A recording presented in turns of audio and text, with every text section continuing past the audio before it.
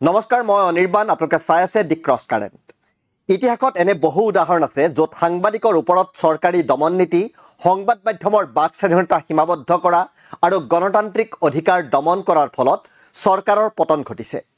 আজি তাৰে কেইটামান উল্লেখযোগ্য উদাহৰণ আপোনালোকক দেখুৱাব বিচাৰিছোঁ। ফাৰ্ডিনাণ্ড মাৰ্কোছ, ফিলিপাইন, 1986 চন। ফিলিপাইনৰ স্বৈৰাচাৰী নেতা ফাৰ্ডিনাণ্ড মাৰ্কোছে সাংবাদিকৰ ওপৰত ব্যাপক দমন নীতি আৰোপ কৰিছিল।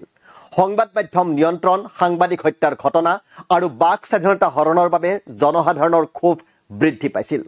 1986 চনত পিপল ৱাৰ ৰিভলিউশ্যনৰ জৰিয়তে তেওঁৰ ক্ষমতা হেৰুৱাবলগীয়া হয়। হেছকনি মুবাৰক, মিছৰ, 2011 চন। মুবাৰকৰ শাসনকালত সাংবাদিকসকলক গ্ৰেপ্তাৰ, নিৰ্যাতন আৰু হত্যা কৰা হৈছিল। সংবাদ মাধ্যমক নিয়ন্ত্ৰণ কৰা হৈছিল, যাৰ ফলত জনসাধাৰণ ক্ষুব্ধ হৈ উঠিছিল। 2011 চনত আৰব বসন্ত আন্দোলনৰ জৰিয়তে তেওঁ ক্ষমতা ত্যাগ কৰিবলগীয়া হয়। জামশ্বিদ দাদুখনভ, কিৰ্গিস্তান, 2010 চন। কিৰ্গিস্তানত সাংবাদিকৰ ওপৰত অত্যাচাৰ আৰু বাক স্বাধীনতাৰ হৰণৰ বিৰুদ্ধে তীব্ৰ প্ৰতিক্ৰিয়া দেখা গৈছিল। 2010 চনত ৰাষ্ট্ৰপতি কুৰমানবেক বাকিয়েভৰ বিৰুদ্ধে আন্দোলন তীব্ৰ হোৱাত তেওঁক ক্ষমতা হেৰুৱাবলগীয়া হয়। নিকোলাই চাউচেস্কু, ৰোমানিয়া, 1989 চন। ৰোমানিয়াৰ স্বৈৰাচাৰী নেতা নিকোলাই চাউচেস্কুৱে সংবাদ মাধ্যম সম্পূৰ্ণৰূপে নিয়ন্ত্ৰণ কৰি সাংবাদিকসকলক দমন কৰিছিল। কিন্তু 1989 চনত ৰাষ্ট্ৰব্যাপী প্ৰতিবাদ আৰম্ভ হয় আৰু সামৰিক অভ্যুত্থানৰ জৰিয়তে তেওঁক হত্যা কৰা হয়। সুহাৰ্টো, ইণ্ডোনেছিয়া, 1998 চন।